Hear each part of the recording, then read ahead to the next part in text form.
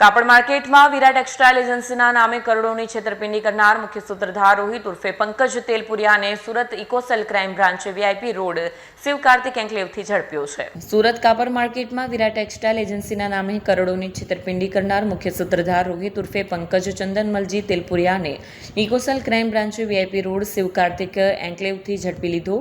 મૂળ રાજસ્થાનના સિરોહીના આરોપીએ સહ આરોપી વિશાલ ગાંધી અને અન્ય સાથે મળી વેપારીઓનો વિશ્વાસ જીતી 27 ડિસેમ્બર 2024થી 4 એપ્રિલ 2025 દરમિયાન 4.53 કરોડનો કાપડનો માલ લઈ ઠગાઈ કરી। ઓગસ્ટ 2025માં પેમેન્ટના વાયદા બાદ દુકાન મોબાઈલ બંધ કરી ફરાર થયો। તેના પર અગાઉ અમદાવાદ, મહેસાણા, સુરતમાં વિશ્વાસઘાત, છેતરપિંડી, ફોરજરી, લૂંટ, અપહરણના 9+ ગુના નોંધાયેલા છે। સરોલી પોલીસ સ્ટેશનમાં ગુનો દાખલ થતાં ઇકોસેલે તપાસ લીધી। કોર્ટે 7 દિવસનો પોલીસ કસ્ટડી રિમાન્ડ આપ્યો છે। માલની વેચાણી અને અન્ય આરોપીઓ વિશે સઘન પૂછપરછ ચાલુ છે। સુરત શહેર એ ટેક્સટાઇલના વ્યાપાર માટે સમગ્ર ભારતમાં ખૂબ જ પ્રખ્યાત છે અને સમગ્ર ભારતમાં અને અમુક દેશોમાં પણ સુરતમાં બનાવેલી પ્રોડક્ટો એક્સપોર્ટ પણ થતી હોય છે અને આવા જ કારણોસર ઘણી વખત વ્યાપારીઓ સાથે ખોટી ઓળખાણ આપી અને લલચામણી ઓફરો આપી અને છેતરપિંડી અને વિશ્વાસઘાતના ગુના પણ બનતા હોય છે। એવા જ એક કિસ્સામાં હાલના ફરિયાદીશ્રી સાથે આરોપી રોહિત તેલપુરિયાએ કુલ 4.53 કરોડની વિશ્વાસઘાત આપી અને ટેક્સટાઇલનો માલ લઈ અને છેતરપિંડી કરેલ। જે અનુસંધાને ગુનો દાખલ થયા બાદ તપાસ દરમિયાન આરોપી મળી આવતા તેની ધરપકડ કરવામાં આવી છે। આરોપી હાલ રિમાન્ડ ઉપર છે અને આરોપી સાથેના અન્ય આરોપીઓની પણ હાલ તપાસ તજવીજ ચાલુ છે। સર, આરોપી કઈ રીતે છેતરપિંડી કરતો હતો અને એનું શું હતી?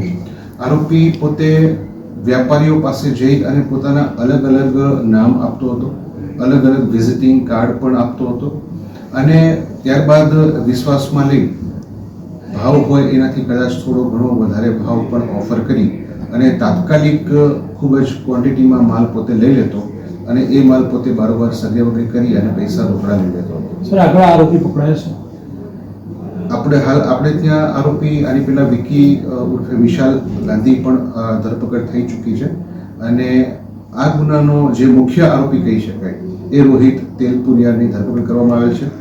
હાલના આરોપી વિરુદ્ધ આના સિવાય કુલ 9 ગુના દાખલ થયેલા છે અને એ 9 ગુનાઓ અમદાવાદ, મહેસાણા અને સુરત આ 3 જગ્યાએ દાખલ થયેલા છે અને સુરતના મેક્સિમમ, અમદાવાદના, મહેસાણાના બધા જ ગુનાઓ આ જ મોડસ ઓપરેન્ડીથી ચીટિંગ કરવાના ગુનાઓ નોંધાયેલા છે।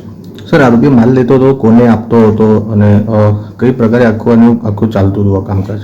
આરોપી પોતે માલ અલગ ઓળખાણ આપી ખોટું નામ ધારણ કરી અને અન્ય વ્યક્તિના નામે જીએસટી રજિસ્ટ્રેશન જે ફોર્મ હોય એ ફોર્મ ઉપર પોતે માલ મેળવી લેતો હતો અને ત્યારબાદ રજિસ્ટ્રેશનમાં જે એડ્રેસ બતાવ્યું હોય એ સિવાયના અન્ય એડ્રેસ ઉપર પોતે માલ મંગાવી અને ત્યાંથી પોતે બારોબાર માલ મેળવી લેતો હતો। સર, સુરતમાં કેટલા વેપારીઓ સાથે ઠગાઈ કરી છે? હાલ જે અમારી પાસે જે ફરિયાદ છે એ ફરિયાદ મુજબ કુલ ફરિયાદી તથા અન્ય 3 સાહેબો સાથે એને છેતરપિંડી, વિશ્વાસઘાત કરેલો છે।